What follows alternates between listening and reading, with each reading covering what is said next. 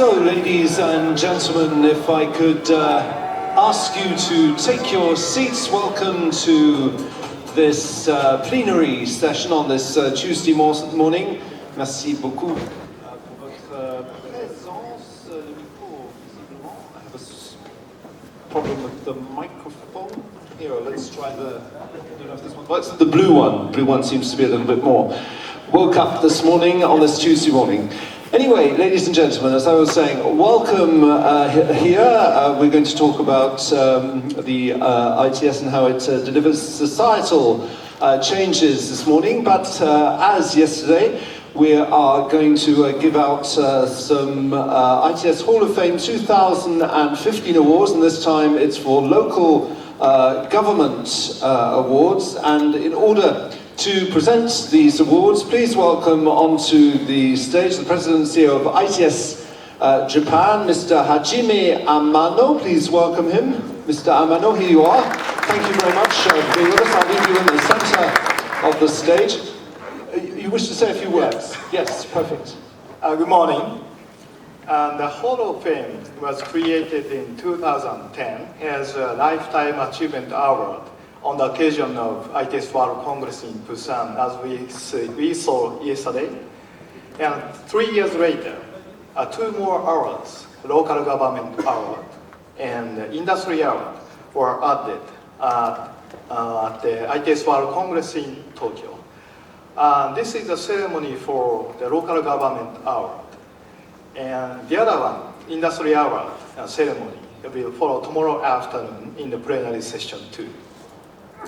The criteria for the local government award is now shown on the screen, and the organization developed and deployed a significant new innovative IT system or services over the course of the previous year. Its new system and service fostered advanced deployment of IT services. The organization plays a leading role in the ITS community. Next, please. Okay. These are the previous winners of the award. Today we have 3 winners, 1 each from 3 regions, Europe, America, and Asia Pacific. And the first winner is Austria Tech from Europe. And Mr. Martin Russ, Managing Director of Austria Tech, will be the recipient today. Please come up on the stage. Right, thank you very much. So Martin Russ, can I also ask Didier Gotteman and Jill Ingrassia to join us on the stage as yesterday so that we can make a nice presentation. Herzlich willkommen.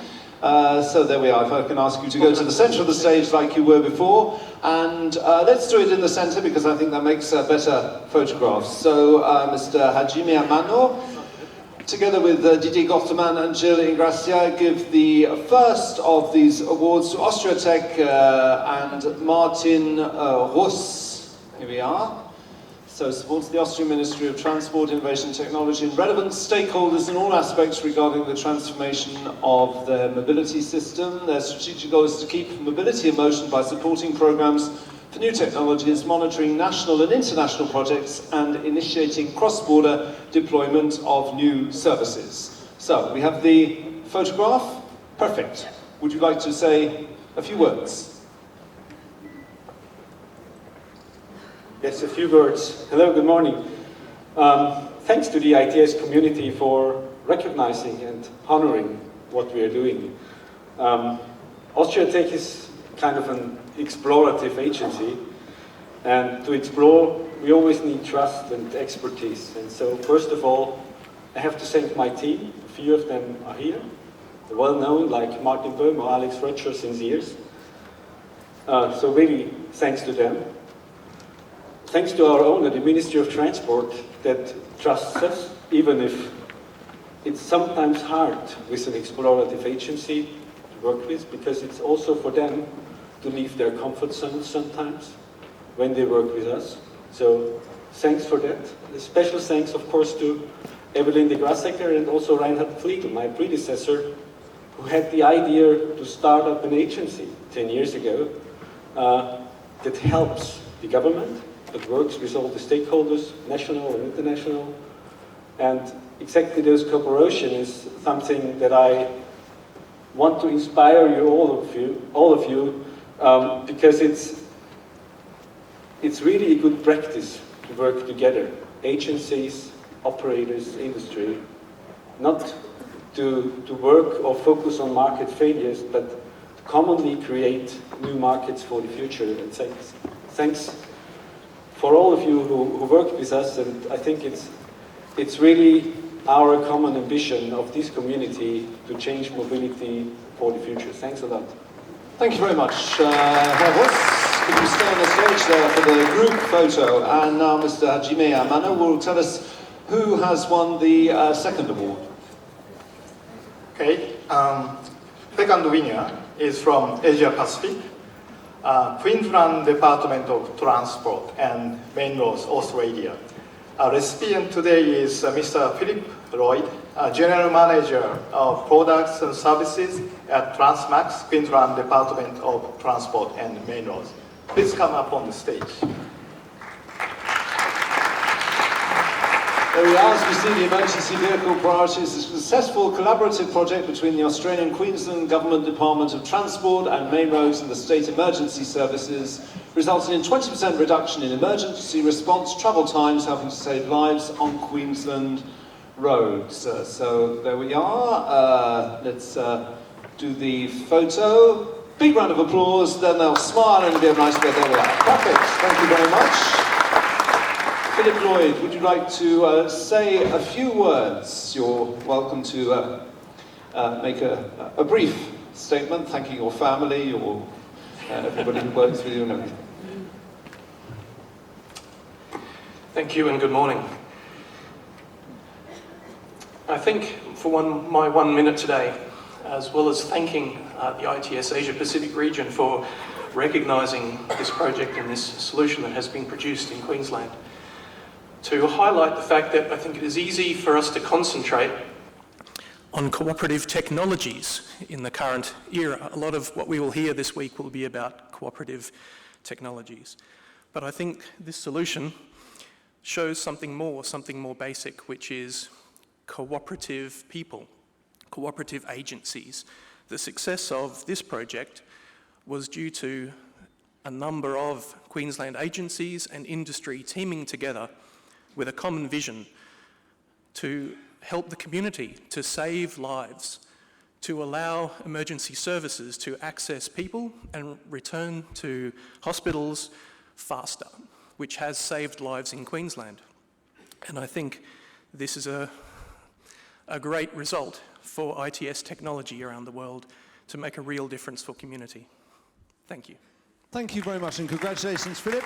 Stay with us here because we'll have a final photograph with all three winners of the Lifetime Awards. So let's find out now who are the third winners. Okay, and the third winner is from the Americas. British Columbia Ministry of Transportation and Infrastructure, Canada. And the recipient today is Mr. Craig Hutton, Director General, Strategic Policy at Transport Canada, and Mr. Scott Stewart, CEO of IBI Group.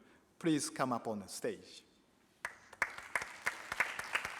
So Craig Hutton and Scott Stewart, the British Columbia Regional Transportation Management Centre is an example of innovation both in its partnerships and the technology used within the province of British Columbia to accomplish three primary goals: improving incident management, creating a regional hub for data sharing, and being set up as a central emergency facility for stakeholders to coordinate and provide transportation-related information during an emergency event. Big round of applause for the smiles. There we are. Congratulations. And Craig and Scott, would you like to come over and you're going to do a duo, or is one of you going to speak, or how are we going to do it? Anyway, a few words, if you would, for this Lifetime Achievement Award. Well, good morning, everyone. On behalf of the British Columbia Ministry of Transportation and Infrastructure, I'd like to thank you for this local government award. The Government of Canada, through the Asia Pacific Gateway and Corridor Infrastructure Fund, was pleased to partner with the Government of British Columbia on the development of the Regional Transportation Management Centre in Coquitlam, BC. The project delivery team, led by the BC Ministry and supported by IBI Group and PBX, has established a state-of-the-art, multimodal, multi-jurisdictional facility which acts as a focal point for transportation management in British Columbia and Metro Vancouver.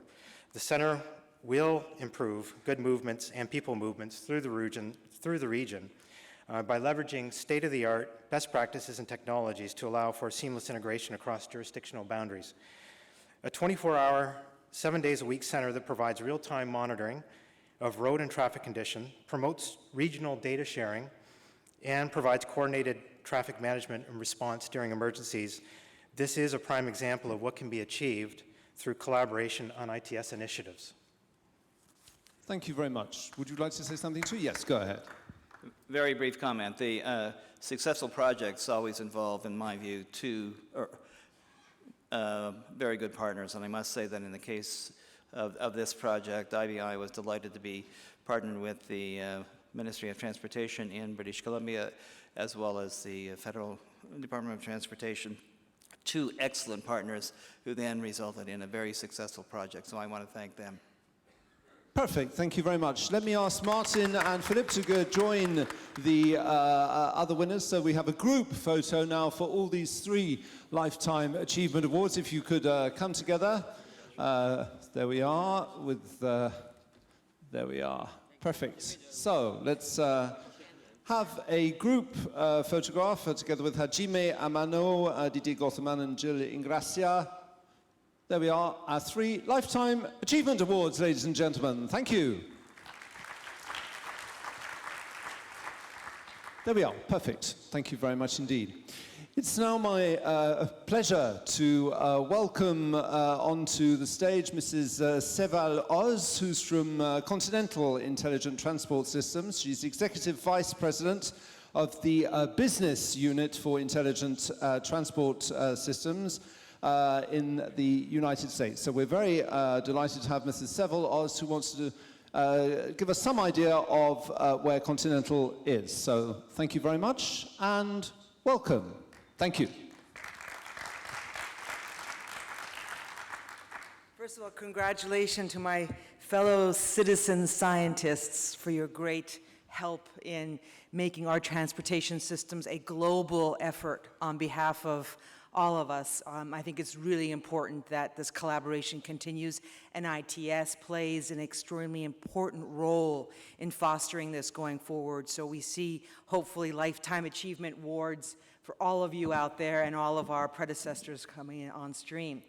So let me say, first of all, I'm very excited to be in Bordeaux. I've never been here before. Je parle français, mais désormais, il faut que je parle anglais aujourd'hui avec vous. Mais la prochaine fois, qui serait? So right now, I'm going to start a brief presentation about what it means to be in transportation systems today, which is undergoing a major, actually a seismic shift. I come from Silicon Valley, where I always say it's not a state, it's a state of mind. It really is about being able to manifest disruptive change as you move through. And can you hear me here? Okay, great. So if you look at the changes and the challenges in our society right now, we have huge responsibility. We have emissions that we cannot sustain in this day and age and for our children. We have traffic collapsing across industry and locations. We have accidents, 1.2 million deaths a year. By any other imagination, that would be an epidemic. We should have zero tolerance for fatal crashes. And then we have now this whole new genre called the Internet of Everything. So if we look at the combined challenges we face as a society, transportation and mobility is just one of the many fulcrums that we need to make sure that we could create a sustainable, affordable, and an accessible environment for mobility. Because if you think about it, when we remove the mobility of an average individual, we take away their freedom. We take away the right, one of the basic rights you are as a citizen, as a global citizen, to be able to move. And studies have shown that when you take away people's mobility, eventually what happens is they start to atrophy, like a muscle in a body. And this then ends up in solitude, which ends up in eventually death. So as a society, we want to be connected, we want to be mobile, and we want to be in some way, shape, or form connected to our environment and our children and our families. So if you look at why we're all here today, the next big thing in the internet of everything is exactly what we're doing. It is transportation. And when we look at why all of a sudden there's almost like a light switch flipped on and everybody interested in this field, which seems like it was overnight, it's really when you think about 1 billion extra hours now that we have that we're exposed to the internet. Well, if you think about all the great internet companies out there, they're excited about this, they're transformed by this, and they're aggressively pursuing the fact that they now have exposure to another 1 billion hours of the internet. That's basically the population times an hour a day of average commute time. So what's enabling this? Well, the connected vehicle. The vehicle is now one of the hubs of communication that in our lives now we can connect to the rest of the things we are connected to, our homes, our businesses, our families, and many of the other entertainment aspects that we go through on a daily basis. So instead of living our lives in individual compartments, now we have the ability for the automotive or the transportation to be able to be part of this hub. So if you look at mega trends in intelligent transportation systems, it really is not limited to the automotive, as you all know. We're going through huge transformations in urbanization, in networking, and new technologies that are coming on stream, 3D printing now, where you're able to actually manifest something before you manufacturing it. This is causing major shifts now as we see 4.0 manifesting itself in industrial transformation. We have now sensors and emitting and different objects having capability to communicate with us on a lively basis. The other day I was speaking in Santa Clara, and there was a company that was actually, they had put a sensor in a dental floss receptor. So now you can emit like an average 8 inches of dental floss, which then connects to an LED screen, which shows how often you've been flossing. And that flossing information goes to your parent or your dentist so they can keep track. And as if you haven't flossed in more than 22 hours, the lights start to turn brown. And this information gets uploaded to your smartphone in the form of an alert that lets you know, shame on you, you haven't flossed your teeth in more than 22 hours. So if you think about all the way that the products now are getting information in and out through different forms of sensors and transmitters, you're seeing now that we're actually connecting smart things and having the intelligence to connect them to the cloud and actually make sense of the data. So we see here the mobility transformation is leading to new businesses which will make the sum size of the useful business opportunity much greater than merely thinking of it as a zero-sum game. So if you think about the average human being within the first 8 minutes, 80% of us within the first 8 minutes that we wake up, we connect to the internet in some form, some shape or form. Most of us through the phone, but maybe eventually through our wearable device or through a different type of personal access. Then we jump into our cars and we sit in traffic. And during this time, again, we can do many multitasking while we're in the car. And we'll see some of this actually at our booth. We're at B41 in the floor. But we also have a Continental cloud car, which you'll be able to see some of these interesting new ideas brought to life today at the Congress. So a lot of us will then go and have our breakfast prepaid for at a McDonald's, or in some cases in Bordeaux where you don't have fast food, your nearest patisserie or for your breakfast. And then we move on and forget that we have not closed our thermostat at our home, so that the fact that we've moved outside of the geofencing enables us to be prompted that, hey, you need to turn your thermostat down your phone because nobody's there right now. So then we have a sensor in the gate to our parking lot, which recognizes our vehicle, enables us to go and park into our normal parking garage. We're at our desk working, and while we're working, we realize, oh my gosh, my mother-in-law is coming over for dinner tonight, and I haven't cooked anything or made any plans. So on the laptop we go. We make a certain types of information to getting groceries delivered, perhaps to our own vehicle without even having to be close to our vehicle. We send a remote access command enabling it to be a delivery service to provide that functionality for us. Then back we're in our car again, and maybe we're performing certain health diagnostics like our blood pressure or different types of monitoring of our body. And then our little child has a sensor on them. We're able to locate them when we come up to the location of the school. And this is how many of us live our lives. Not in siloed compartmentals, but in multitasking, enabling the technology to enable us to have a more optimized, efficient way of doing things. And even though we aren't actually participating in all of this, in many ways, shapes, and form, we do have a lot of what I'm just showing you up here on the screen already a part of our lives. What's going to happen is these are going to start to become more and more fluid and more subconsciously entering into our decision-making on a daily basis. So if you think about what the mission is, and we spent a lot of time as a new business unit and a new company thinking about what should be our mission, our stakeholders, to our investors and to our environment and what we're doing. We are creating software solutions that are enabling predictive and timely delivery of knowledge. Because if you think about what's the best kind of technology, it's the technology that can predict, right? And this is a lot of very intelligent people are working on image processing, data analytics, different types of matching that are going to enable technology to get better and better and help us to make decisions on the go. So creating systems that are more user-centric, because at the end of the day, technology is built and made for people, not machines. And aggregate these new features into an integrated service platform, which is basically a new marketplace. So if you think about from the user's perspective what this whole IoE or IoT environment looks like, well, the connected car really is the second degree of separation from the individual. And if you look at the third degree, it's actually the home, and it goes out now to your building, your work environment, to your hospitals, to where you shop, your transportation facilities. So this is actually starting to make a lot of sense now as we build systems that are more user-centric as opposed to enterprise-specific.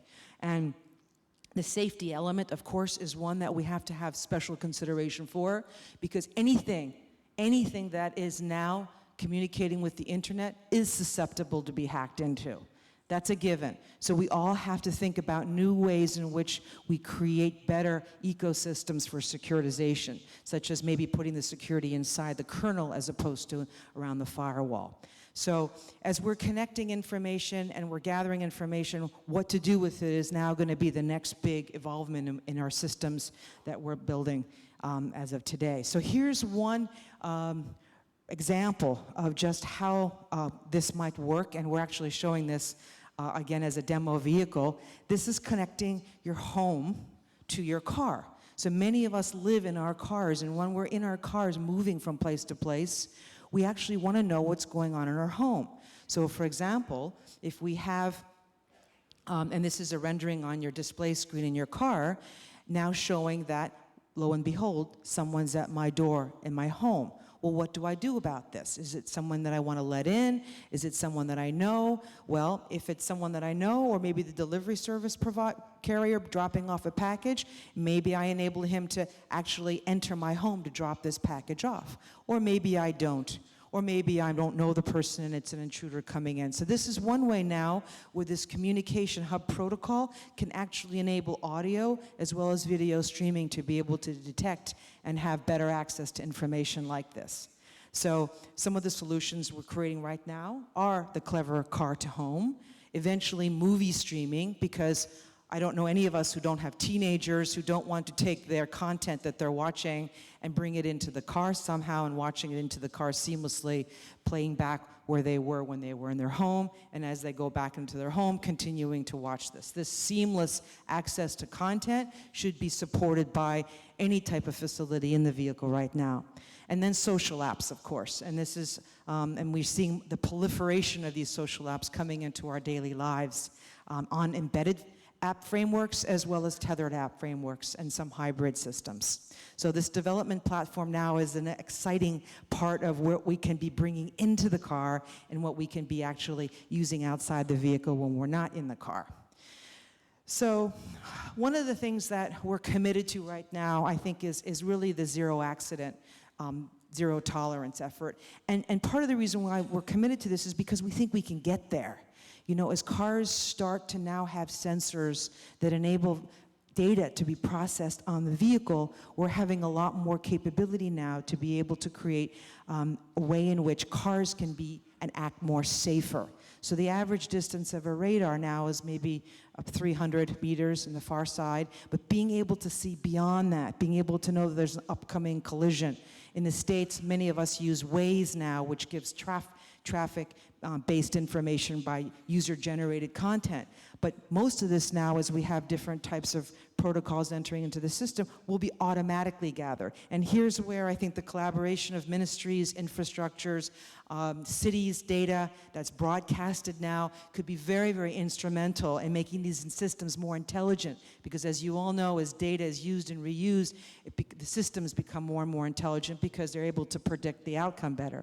So eHorizon is a group of families that Continental has developed from a static now to a more dynamic use cases, allowing hybrid transmissions and engine management to be better, getting smarter city traffic and parking solutions. And of course, this is revenue that feeds back into the city, as well as into private and quasi-public sector government capabilities. We're showing actual fuel savings from these more smart use cases as the vehicle knows it needs to, you know, deaccelerate when it comes to a stop sign, or it's coming into a turn, it needs to slow down. But we've shown, I think, fuel efficiencies of over 3% with commercial vehicles, and with passenger vehicles, we have now started these tests as well. Another area that I think is really exciting, and I'll just talk about this and then I'll leave you all because I think it's exciting to hear a lot of the different talks going on today, is what we call road database. And these are pictures I've taken on my way to work in the morning, and to many of us, you know, driving now is the distraction.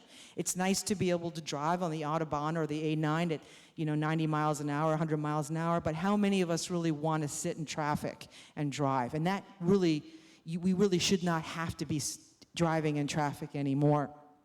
So I think if you look at now the systems that are being developed to process data, road furniture data, into the car and enable these systems to be more intelligent, then we're having the first layer or the second layer of highly automated driving capability, because it's affordable using cars' own camera sensor network. It's not relying on cloud infrastructure to process the data that can be processed, and it's only processing data that's differential in terms of pre-accepted road travel data. So vehicle now has the intelligence to process the road furniture while the car is driving. And these systems are going to create much more intelligent vehicles that know how to take turns, that know about oncoming traffic incidents, that know that there should be some sort of distance kept while a car is in motion to another car. So I think with that, I've left you with a couple of ideas on things we're working on. We're excited to share in a collaborative open framework. A lot of the new technologies we're developing are open development platforms, which I think should be a rule rather than a requirement going forward, because it's really a compelling position to be able to change the world right now. And I think the technology, the stacks that we change the world on, should be ones that are open for third-party developers and the best of ideas to be surfaced. So with that, I thank you very much for your time and appreciate it, and I look forward to hearing the other talks today, and I give the podium back to my host. Thank you.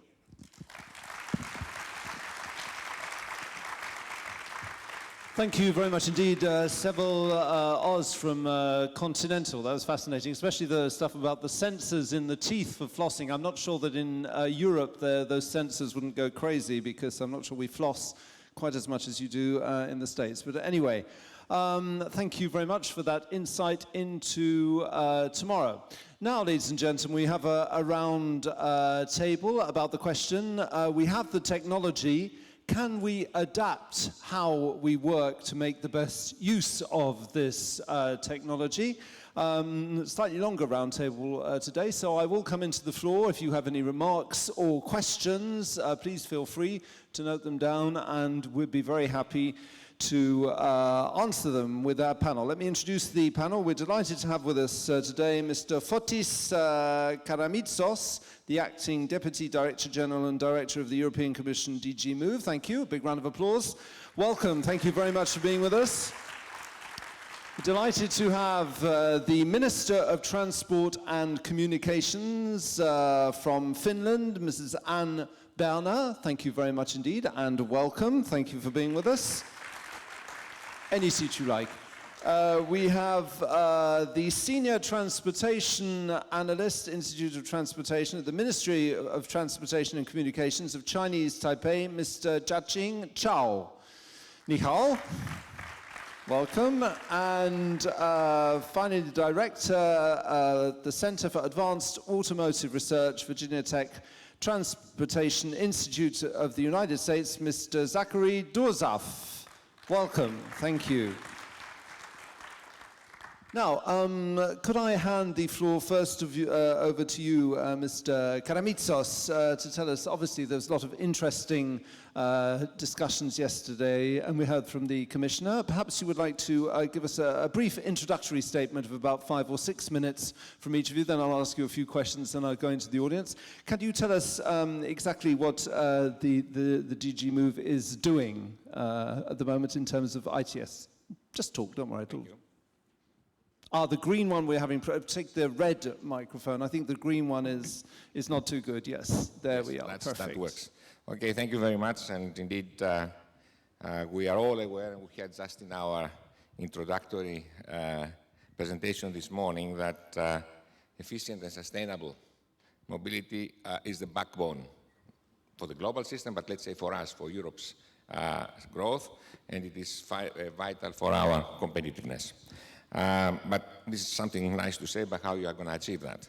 So efficiency and sustainability, first of all, and I take one of the last points made by the previous speaker, is moving towards a vision of, I would say, zero fatalities. And while the road safety has been a success story over the last few years, the tendency we have seen of reduction of accidents has gone not so well over the last year or so. So that means that road safety is remaining a priority for political action in the years to come. As an example, for 2017, we are very keen to have what we have promised by everybody, and the legislation we have in place, that it will be, we will be ready for getting a mandatory system for the e-call introduced throughout Europe. But efficiency and sustainability means making modal integration to work, promote sustainable energy consumption, and tackle the congestion problem. And indeed, as people said yesterday, as my commissioner said, this is, we need in order to achieve that, we need an intelligent mix of actions and policy instruments for that.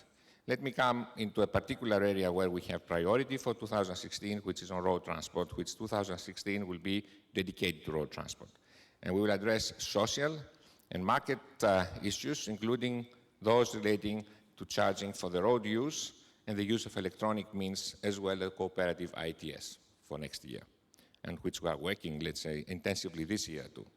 But also 2016 will be dedicated to bringing more intelligence in transport and digitalizing transport and making the best use of intelligent transport systems is one of the priorities. And there, I mentioned also in last year's Congress, we have not to look in silos in the various modes of transport. We have to see what we do in various modes. So we have, let's say, the ERTMS in rail transport that's being developed throughout Europe. We have the river information services.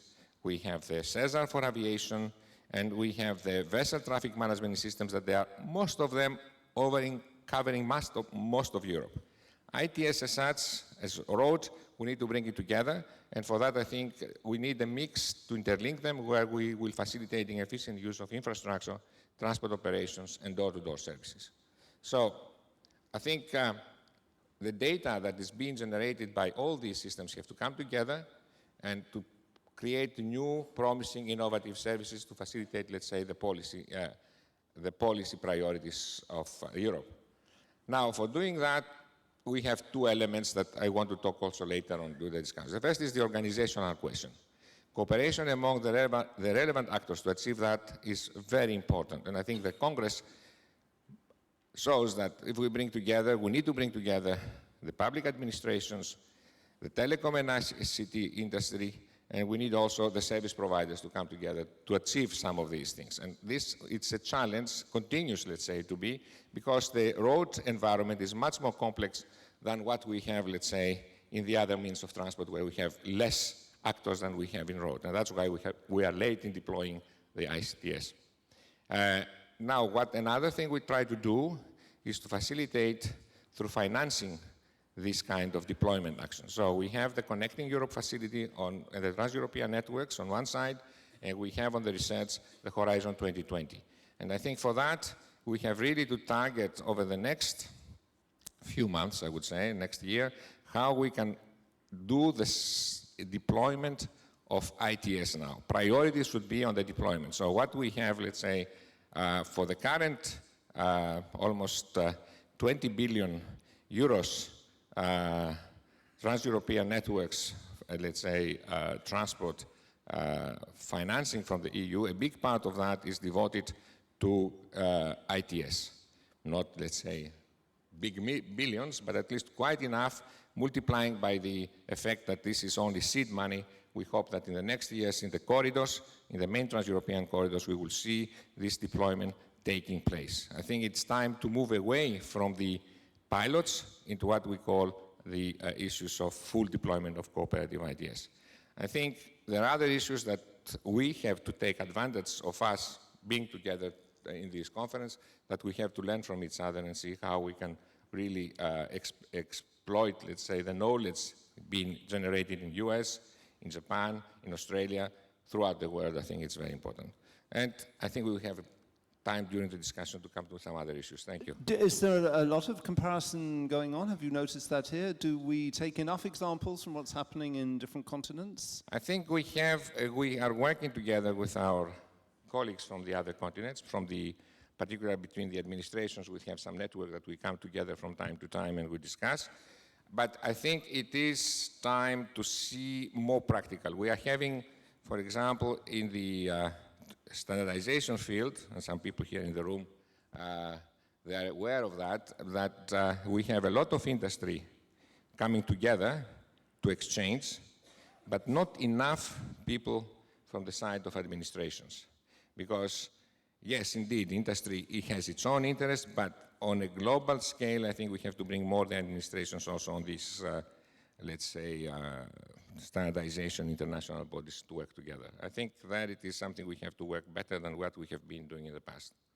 Okay, thank you very much. Let's hand over to Anne Berner, the Finnish Minister of Transport and Communications. I think Finland is leading the concept of mobility as a service. Perhaps you can tell us what you've been doing, some interesting initiatives that have been happening in your country.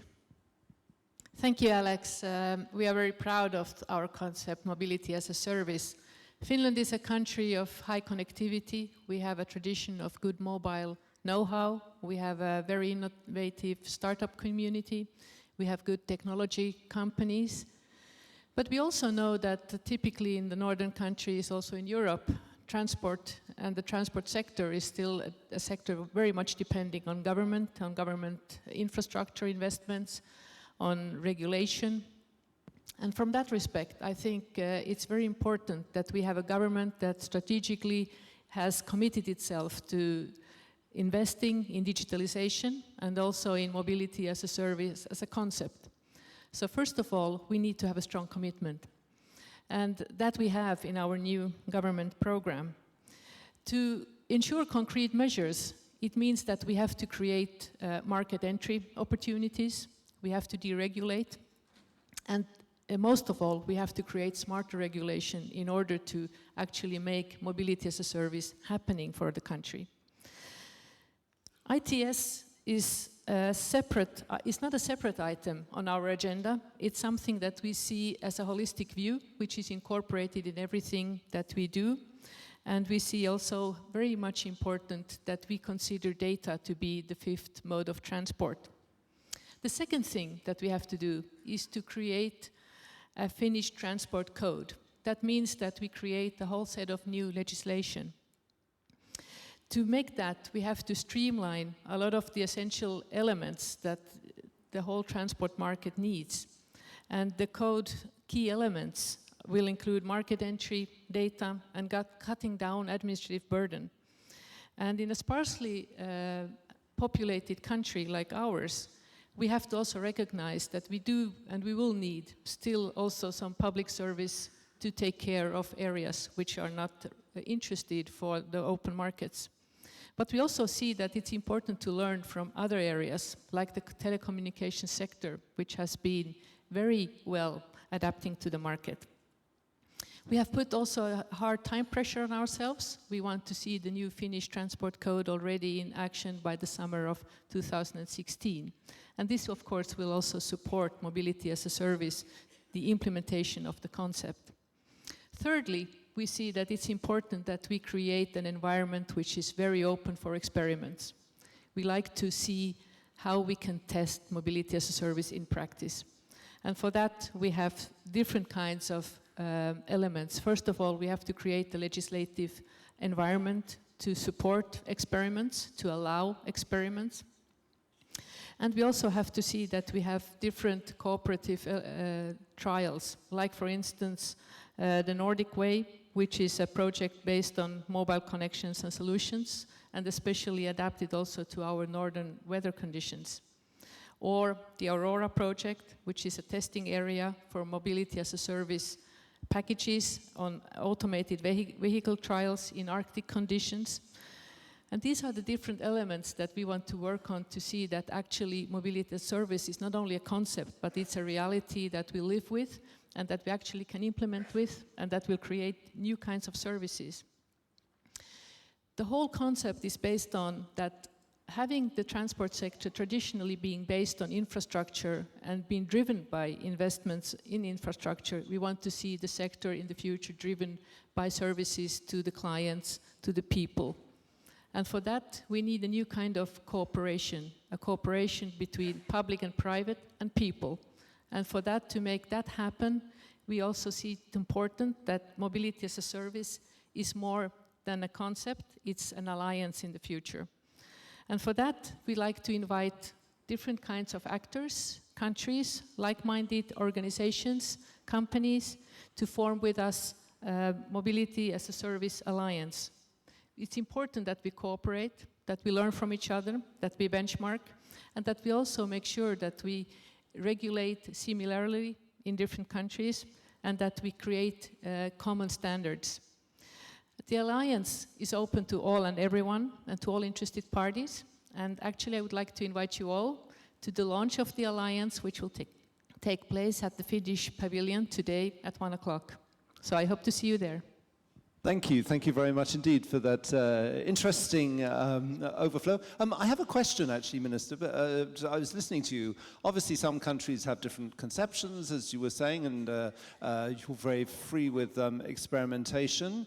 Would you say that the different conceptions towards mobility issues are political or cultural? I mean, why do some countries have more openness to experimentation like Finland does? Is it more a political will, and where does that come from? Or is it a kind of a cultural thing? Like you've talked about, there are many remote areas in Finland. Where's the motivation?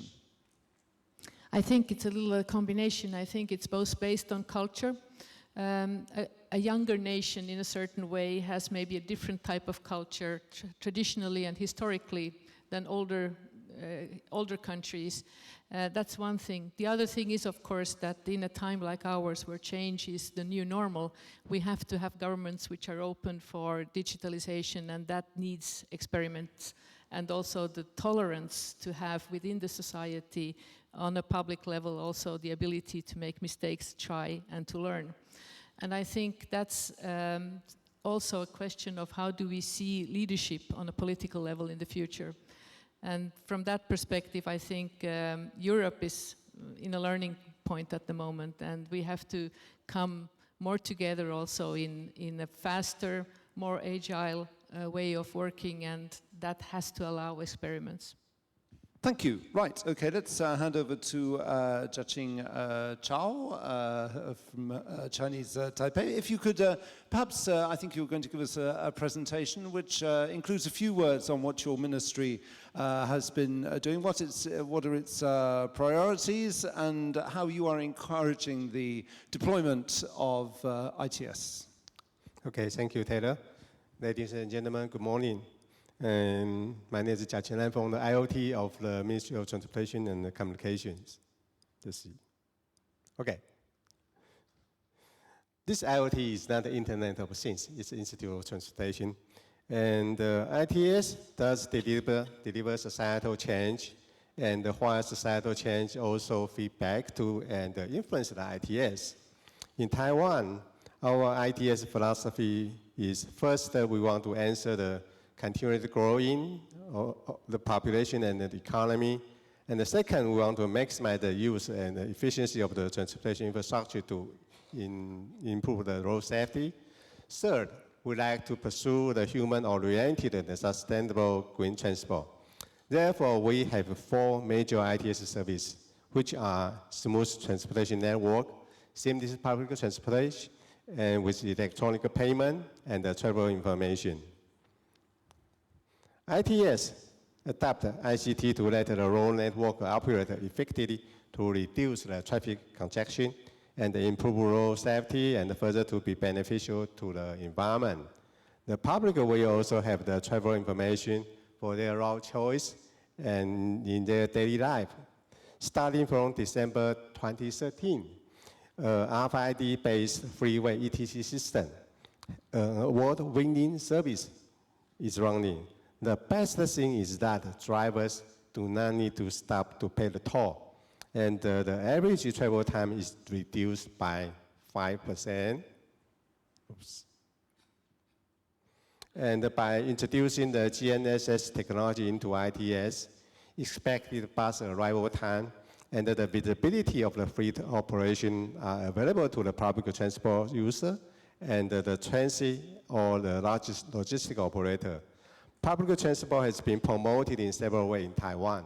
We have many new low-floor buses, electric buses, and using the electronic payment system, EPS. Currently, this EPS can be used in different public transport modes, and a certain discount will also be provided for particular mode transfer. We also have a demand response transport service is also introduced to meet the transport need required by the people who are living in the rural area or for the aging society. ITS also support this service in behind. And in recent years, technology has been changed the way people to connect with each other. And the popularity and the penetration rate of the mobile devices are getting higher and higher. People get used to use smartphone to access real-time traffic and travel information for their trip arrangement, multimodal trip planning, or for the parking purpose.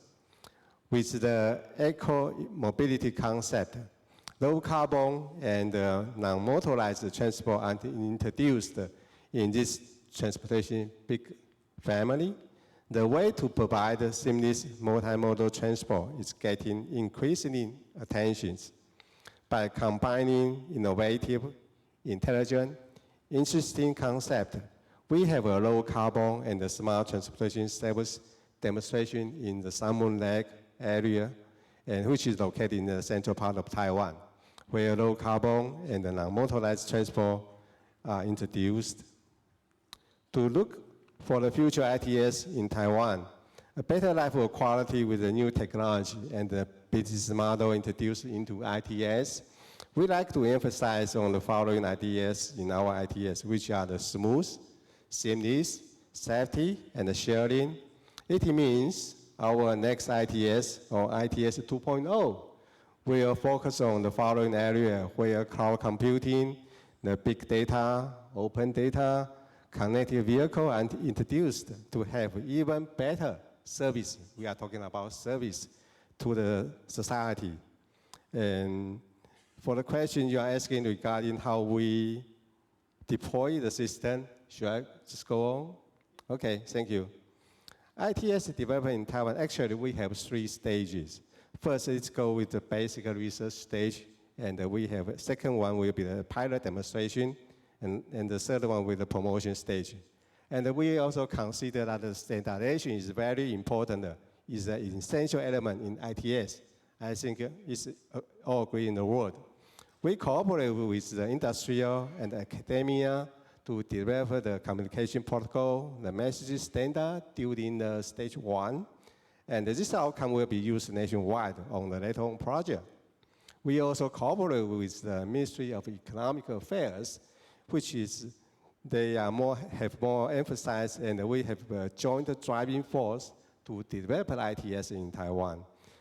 For example, with the support from the government, there's an organization called the Taiwan Telematics Industrial Association, we call it TTIA, has developed several functional and message standards to be used for onboard unit on the vehicle in our public transport and for their logistic operation.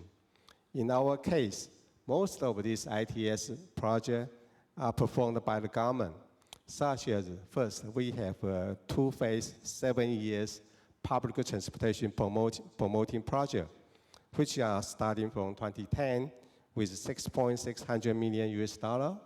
And the second, we have a 10 years traffic management system deployment project for the freeway, highway, and the urban city road, which is started from 2003 with $1.9 million.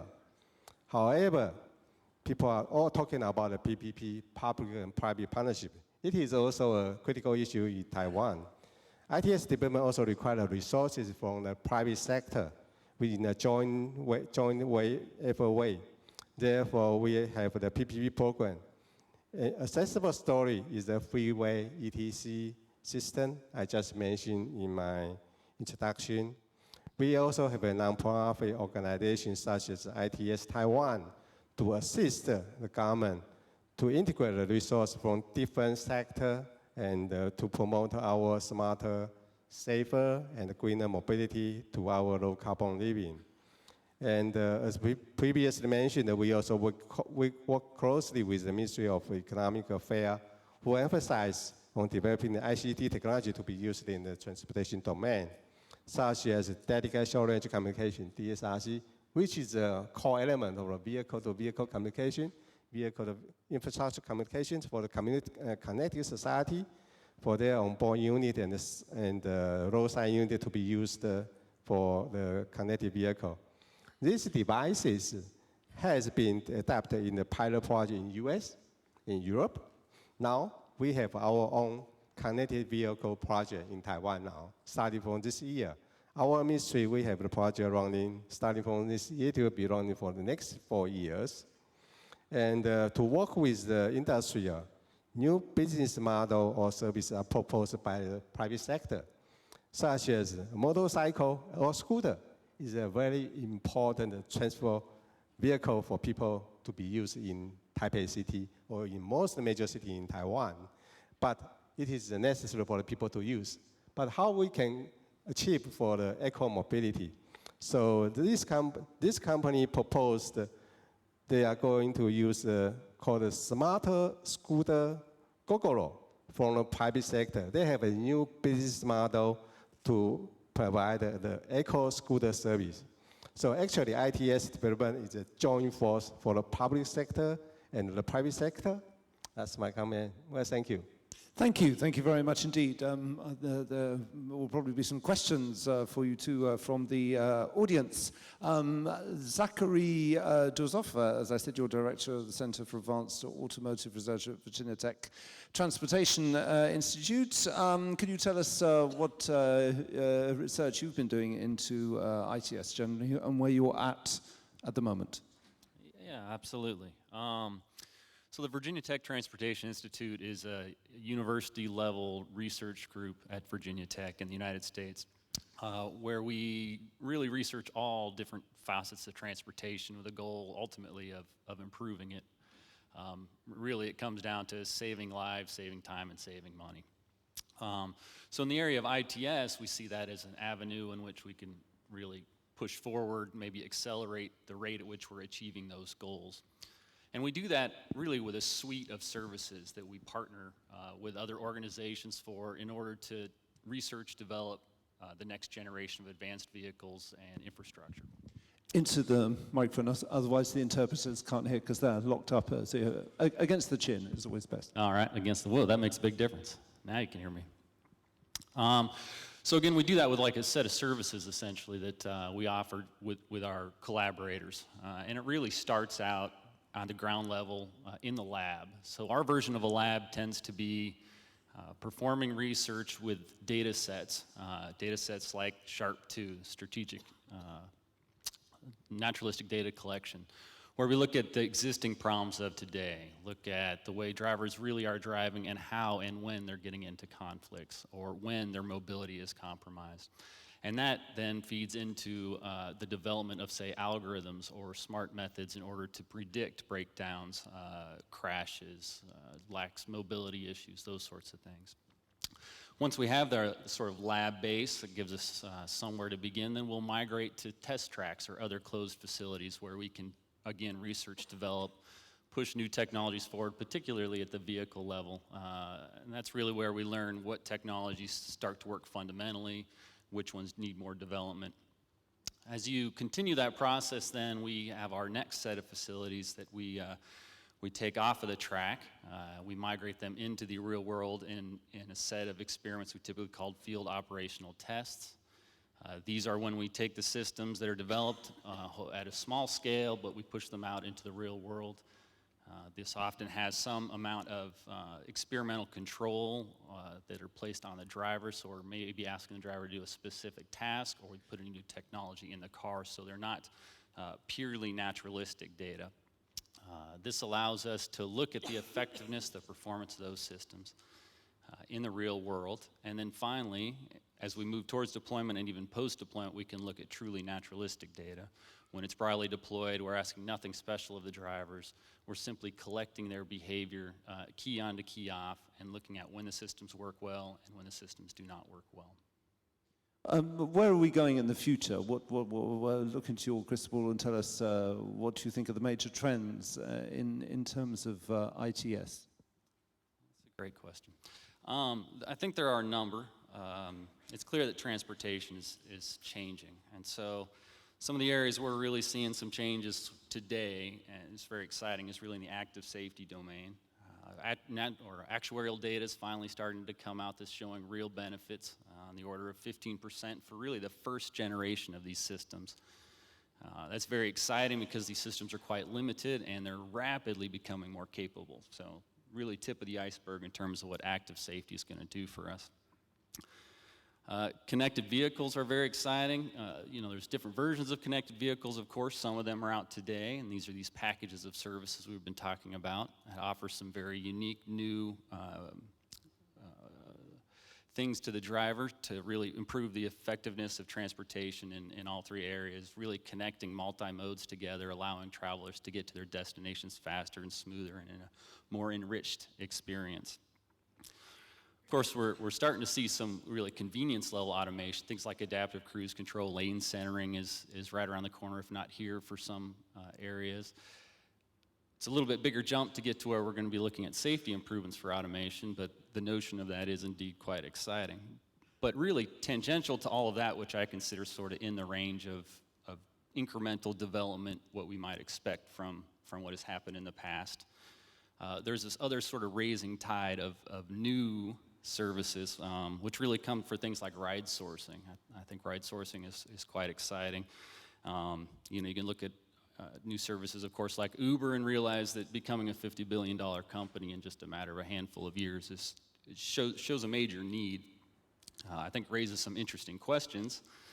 For example, at the moment, you know, the way that it exists predominantly today, did we really take any cars off the roadway? Are we really reducing emissions, or are we reinventing sort of the better version of a taxi service? I think that is a question that can hopefully be answered by sort of ad hoc ride sharing, whether that's through existing organizations where they're helping to align rides, or really just person to person with, again, these new advanced service suites that smartphones and other smart devices are enabling. I think, you know, all of those sort of feed into this notion of applications and what's next. I think that's really exciting, and ultimately it comes down to data and stitching all of these new sources of data together. You know, some data sources we've been sitting on them for years. Ultimately, I think it's exciting. The number of DOTs are starting to learn how to publish that data into open space, allowing new applications and developers to access that data. And really that's opening up, I think, areas that we maybe don't fully comprehend yet. And then finally, I think, you know, looking at what may be a really radical change, I think this is that notion of automated and on demand. When we start really eliminating vehicles on the road, we have sort of this access as a society that we have never had before, and that access then leads us to no longer feel this need to own a vehicle. That ultimately, I believe, is probably has the highest potential for truly radical change at a societal level. Thank you. Right, I'll ask one or two questions, and I'll come down to the audience. Can I ask a rather provocative question? Because I'm a journalist. I work on the radio, and I had to do a radio broadcast this morning before I came here. And it just so happens, I didn't tell the organizers, but the studio I have to work in is the other side of Bordeaux. And so I was coming back here, and I got caught in the most dreadful traffic jam. It was very, very stressful. I think it's fantastic, everything we're talking about, but on the other hand, on day-to-day level, when we're caught in traffic jams, whatever, Bordeaux is no different from any other big town. I'm sure there are traffic jams simply because everybody leaves their home at 7:30 to 8:30, and everybody goes back whatever time people go back in different countries. And is that ever going to be able to be solved by trying to be aren't we only kind of chipping at the very, very edges with what we're talking about? We basically have human problems like that to deal with. Are we not going to have to change the way we work, the hours that we work, in order to solve that kind of problem, rather than just in terms of talking about intelligently coping with it? It's a provocative question. I throw it open to you, because it affected me this morning, and I was rather stressed I wouldn't be here on time to be able to host your roundtable. I did actually get here with half an hour to spare, but I was a little bit stressed. Minister. It's a very good question, and I think not only the transport sector is in a big transformation time, it's also the way we work and the whole working life. Digitalization is affecting basically all aspects of our lives, both the services we use, the way we work, the way we live, the way we move from one place to another. And of course it will also affect the way we work, the hours, the place, and much more. I think what we need in the future, and this is of course a little off from our theme, is also to think how will we define work in order to be able to measure it again. And still in most countries, and especially in Europe, we are still used to measure the results of work by the amount of time spent. And that leads us to the hours that we use and how we move, and that we are reachable at certain times. But that all is coming to a change. We are reachable 24/7, we are accessible all the time, we are digital, we are online.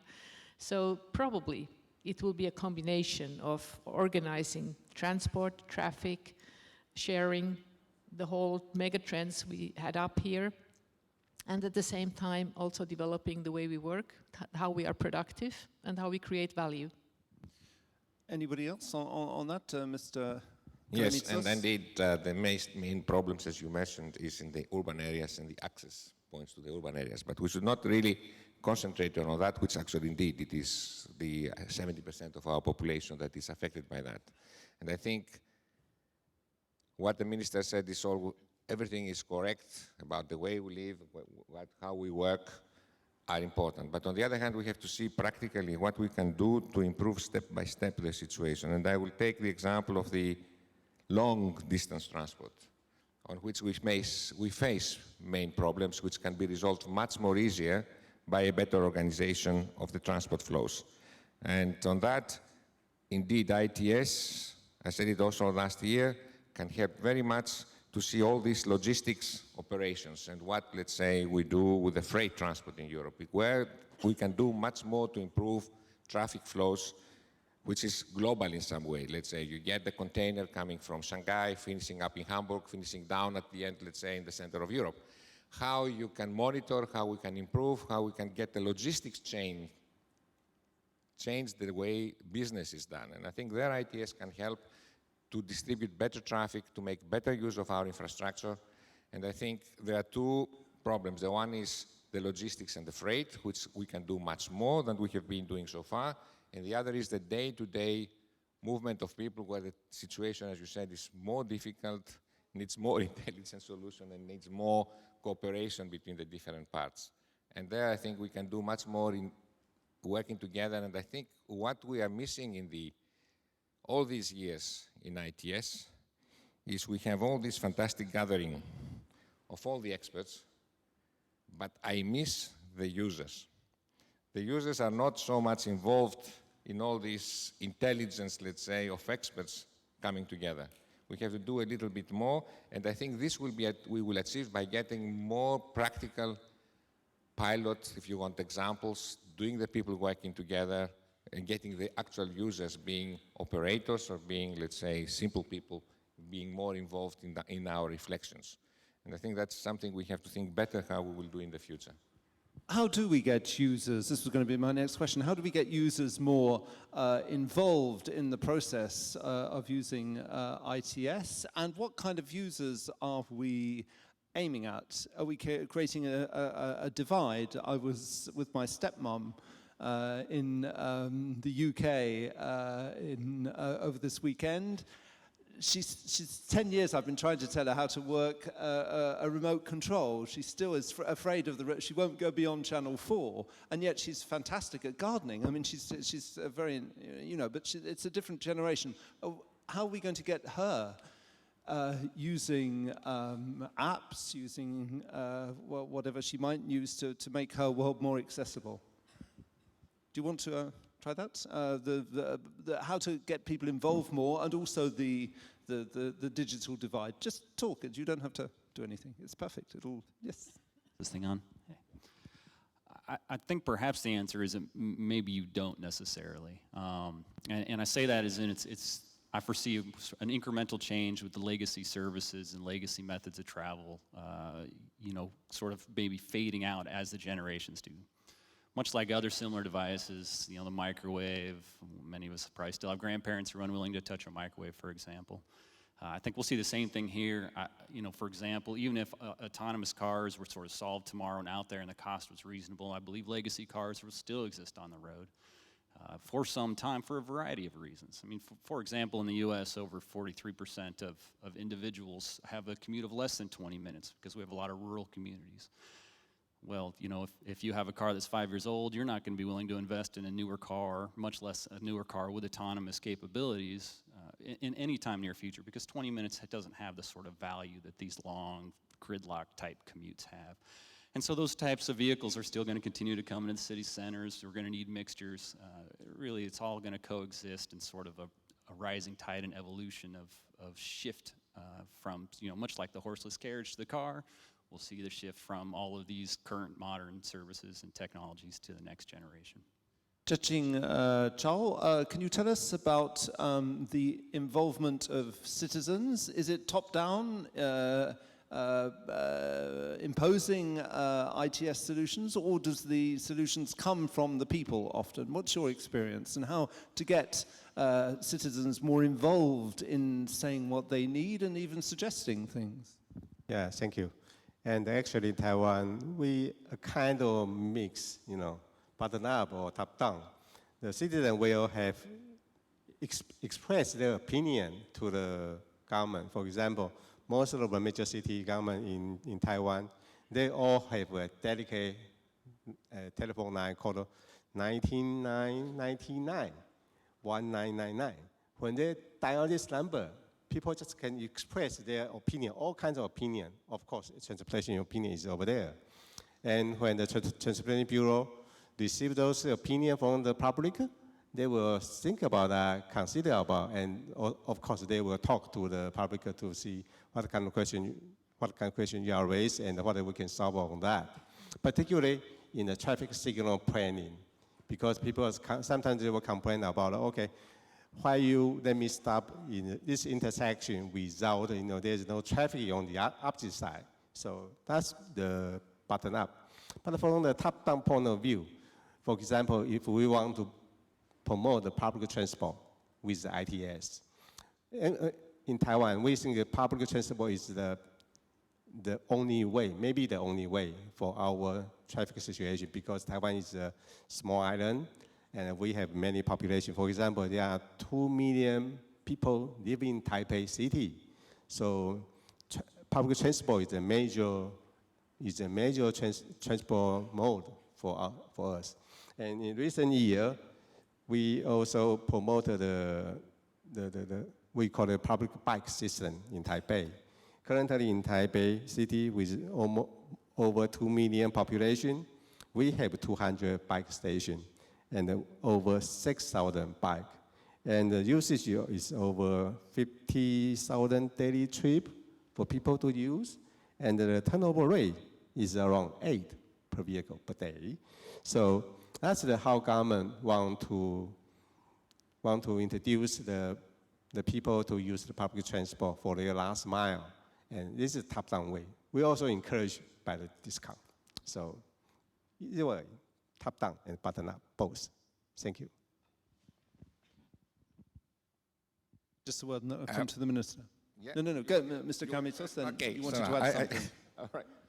They passed it over the way like No, you wanted to react. You wanted to yeah, say. I mean, I think on your question, I had been provoking from last year, I think, the idea of how we are going to move forward to deploy and facilitate our daily lives by looking what it is the best approach to do that. And I use the example, and I continue to use the example, what we are doing in transport in general, in all modes of transport, where in some of them the things are simpler.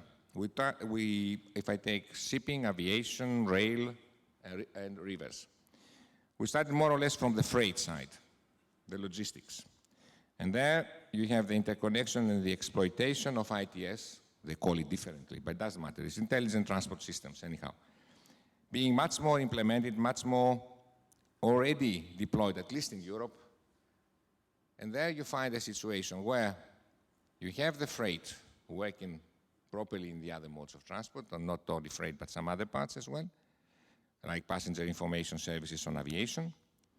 And then you have the road transport that we try all the time to do not incremental changes by looking to some applications, but trying to cover the whole territory, all the applications at the same time.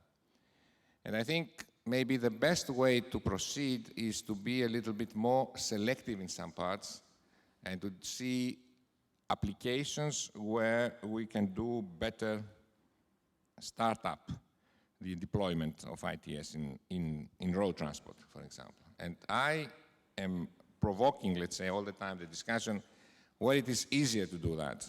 And the easy way of introduction is through the logistics, through the freight transport, because the added value on one side of what you invest on your vehicle, on your company, in implementing ITS, is very much less in percentage, and you get much more benefits than if you do it for road transport, for individual traffic, let's say, for our cars. And if you have this element where, let's say, if I take the trans-European networks, more than 10% is freight. If you have the 10% of traffic using ITS, then it will be much more easier that you have the infrastructure that all the others will benefit from. And there the situation, of course, is the difference how you do it on the local application. application. But usually, you start a trip and you finish a trip in an urban area. And then the deployment will be easier also in urban areas. We have really to, and this is what we do in the cooperative ITS platform. We try to bring all these people together to see how we can use the experience in other modes, transfer it on road transport, and go, let's say, from freight into the passenger transport and how best we can do it. It's not easy. It's a little bit complicated. I think our Finnish colleagues have done a lot of work on that in some parts, let's say, in this mobility, intelligent mobility forum and so forth. But I think it is something we have to think. The introduction strategy should be intelligent. We cannot satisfy everybody at the same time in the same way. Thank you. Well, let's hear from the Minister then about how you went about applying that. And I also know, since you were nodding when I talked about the digital divide, if you want to react on how do we make these systems inclusive to young and old and to all sections of society. And while you answer, I'm going to go down, so please tell me if you would like to make a comment or ask a question for any of our panelists. Minister. Thank you. In my short time as a Minister for Transport and Communications, I have learned one thing, and that is that transportation and traffic and the modes that the way people move create enormously amount of emotions. And people react and give you feedback and want to discuss, complain, participate, or give you ideas. Transport is for any household the second largest cost. So it has an influence, and people do want to participate. So I think it's very important that we have the users with us when we develop. And I think that for mobility as a service, the whole concept is based on the mobility of the people. And the other thing is, it's depending on how we use our mobile and how we use our connectivity. And again, we are down to the individual. So of course we have to include the individuals in how we do it. And I think the best way to do that is exactly by using open data surfaces, invite companies, startups, people, individuals to innovate service concepts and to allow them to participate, to also enhance and enable, and to develop the concepts that we have. And from that respect, I think that in order to do it, we have to have an inclusive system and an inclusive thinking.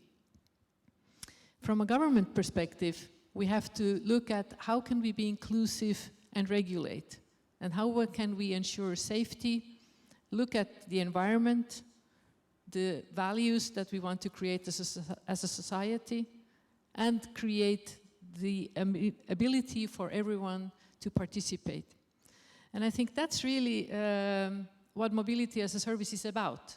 And that's also something that is created from a level of service for the people. And then, when the service levels are created, we have to decide, based on the promises and the values that we give for the service, what kind of investments in infrastructure we have to do, as a society, as a government. And so in that respect, the thinking has to come in a different way than maybe we have thought traditionally. But this is of course a hard time when you are looking at inclusive systems. How to develop the communications. We have, similar like you, we have online possibilities for everyone to give feedbacks, yes. And in Finland, people do tend to write to the minister and tell what they think is good and bad. So we have a direct communication, and we know the feedback that's there. Right, we have a question right up here at the back. Could you introduce yourself? Sure. My name is Roger Wentz, American Traffic Safety Association in the United States. I would ask the panel to comment on two observations. The first is, I think the Minister of Transport touched on this, and that is our employers are using different ways of having people work. In my organization, now you can telecommute 2 days a week. So we've cut travels by 40% just in changing our work, the way we do our work. The second question I have is that the first speaker assumed the car to be the center of the universe. My two younger children, age 15 and 19, have little interest in a driver's license or a car. They want to live in the city near where they can walk to work, so that there will not be an ITS solution for them because they don't want to be part of the automobile generation. Two massive points, the conception of work and also the future ideas about the car as the center of the universe. Who would like to take that? Mr. Karamitsos. I take the second part, because I think most of us in this room, we have children that they are of certain ages, and we have seen the change. If I take my children, I mean, I have one who is very car prompt, so he wants to use his car to go on the job. The second one, he doesn't want to hear about it. He always uses public transport. He always uses his mobile to be all the time connected, and I think it works, and he is very happy with that. So I think the young generation always, we have to see that the car, maybe it will not be the center of the universe in the future, and this new generation of people will use the car for certain times of the day in the different concepts. We see new models of, in the past we called it car sharing, now it is the Ubers or the others that they are providing other types of services. So I think the mobility as such, the car use will change, but the new incoming tendency about using the internet, using the digital information that will make the young people life easier, I think it will change. And I think all of us, we may have such examples, and indeed I'm trying to examine why my son, let's say, he doesn't want to have a car. He says, no, I don't need it. So I can do much more my mobility, I can do much more connection of my friends, I can use public transport. He's living actually in a city where public transport is excellent provided, Zurich. So I think it is something that we have to see as well. And here in Bordeaux is a change taking place. I think I was very interested to see in a few years' time how public transport and accessibility is changing. But it takes time to do that. I think I very much agree with you, and I think from that perspective, again, looking from a ministry's point of view, it's important that we create an environment which is transport mode neutral and creates an interoperability and a modality which allows for the client, the young people or anyone, to make their choice and to create the trends, instead of subsidizing or governing the system. And I think there we have still a few ways to go. I agree both of you. And actually in Taiwan, we have a case. As I just mentioned, we promote public transport a lot. And the young generation has been educated to use public transport instead of private transport in the major city, for example, in Taipei. So now, we are providing the public transport with, we call it seamless in terms of space, time, and information. So the smartphone application app has been developed a lot for the young generation to use. Now the problem we have is during the weekday, people using public transport, right? But people still have vehicle, their own car. But when they are going to use the car? During the holiday and the long holiday. So we got another headache, the panic, example from Taipei to the Yilan County area. That's another issue we are going to face next. That's the priority change we are going to face next time. Thank you. I have, my name is Scott Stewart. I'm excuse me, CEO of IBI Group. My question relates to the shared economy and what has emerged in the past 5 years and what is now so compelling. And we see it with organizations like Airbnb, and we see it like Uber. And Uber is probably the most relevant example for this discussion, where Uber is delivering a service, and responding to a latent demand that we did not know existed, in my view, and has now created a $50 billion a year valued company. And they're doing that in spite of government, if I may say, because I certainly see it in almost everywhere. They're telling local governments, we don't want your regulation, because if we have to abide by your regulation, we can't provide our service. Excuse me. So my question to the panel is, with technology and with the ability to then match demand and provide a billing and exchange and revenue service, what do you see the emerging role of government in either supporting or restricting or ignoring those kinds of new services?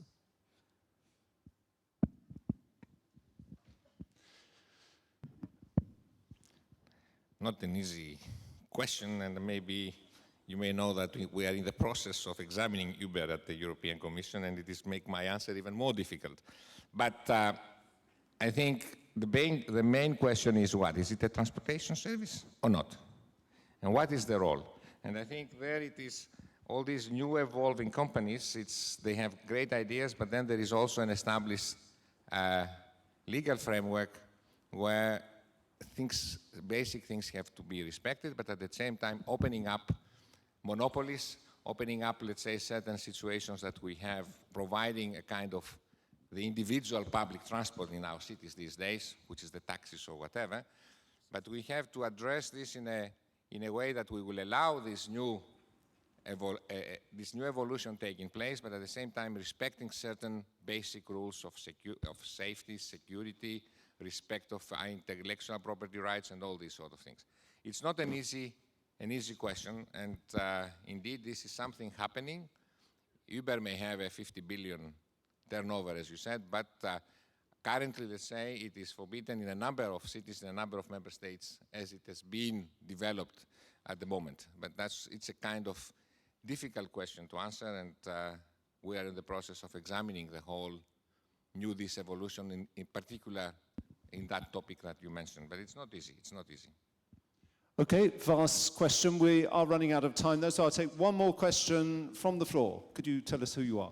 Yes. Well, my name is Cesar. I'm a technical advisor of the municipality of Arequipa in Peru. And I am curious about knowing what are the best improvements or applications developed in any of your cases for ITS in public transportation. Thank you. Perfect question to end on. Some concrete examples which we can benchmark and share of some kind of ITS use that you would like to finish the round table on. Who should we start with?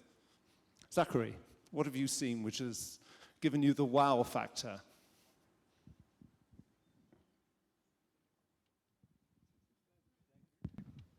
It seems we have, all of us, missed the questions. Maybe you can clarify it for us. He basically wants concrete examples, I think. He said, what have you seen which is going to revolutionize things? If you can give us one thing that you've seen which is likely to change ITS in the future, something that is so, wow, well, that was something like Uber, which is going to change the way we see taxis, for example.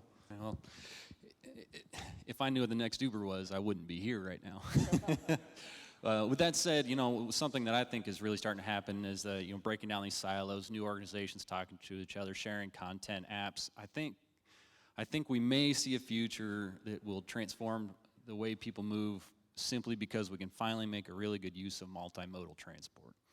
I think the ability to know exactly when your next mode of transportation is going to arrive, to be able to sort of plan ad hoc, make decisions on the fly as to whether you should pull over to park and ride, take the train, hop on a bicycle, whatever the case may be, so that we as users can make a more educated choice from point A to point B instead of, as you were this morning, being stuck by surprise when something doesn't work as expected. There we are. Thank you. Mr. Karamitsos. We had a good example last night. I don't know how many of you have been in this dinner last night, but we didn't know what time the next public transport will come, when the tram will arrive, where the tram goes, when, let's say, the buses will leave, and we all have a mobile device. Why we cannot have interconnected immediately all this information on our mobile devices, let's say, get the public sector, because most of these services are provided by the public sector, or even private companies, to interconnect it to the network so that they make my life much more easier than it is today. So I will know I will take the next bus or the next tram that goes to that direction. It doesn't happen. It's not yet there. I think the platforms are there, but the interconnection of the information between the owners of the data and the user is not there yet. And I think this is something, as I said, we have to work very quickly and fast in the next couple of years to get this interconnection starting with the deployment, maybe in some urban areas, and see how the rest will learn about it afterwards and implement it. Jaching, Chou, and then I'll finish with one example, and then we'll finish with the minister. Yeah, thank you. I'd like to add something about the new service about the Uber. Uber, in our case, we treat the taxi service as a part of our public transport service. That's how we did. And so from technology or from service point of view, I think it's okay. But since it is part of our public transport service, then the security to the passenger, we think is critical. So in Taiwan, we have two different point of view to see this one. Some people say, okay, this is good. It will be provide more service to the public. But from the other side, they think the security is more concerned by the public. So maybe we are going to have, as you say, it's a kind of mixed top-down, bottom-up. We are going to have a public hearing to discuss this question in Taiwan. It's currently due to a regulation issue, but it can be deregulated if we have all the consensus in the future. Thank you. Okay, thank you. And Minister, the last word will be yours to round up the round table. Thank you. I think we will shortly be seeing a lot of new service and applications coming up, especially based on how we can see online the schedules, how we can use tickets which are interoperable in different modes of transport, and I think the whole connectivity will be so much different in the future. But I think also that the developments in different countries will be different. If we look at Taiwan, which is a country with high population and a lot of congestion, and we look at Finland, with basically we have one person living per 17 square kilometers, if we look at the country as a total. And we have areas with very few people living, but we need to have accessibility and we need to have service, which means that we need to develop different kinds of transport modes.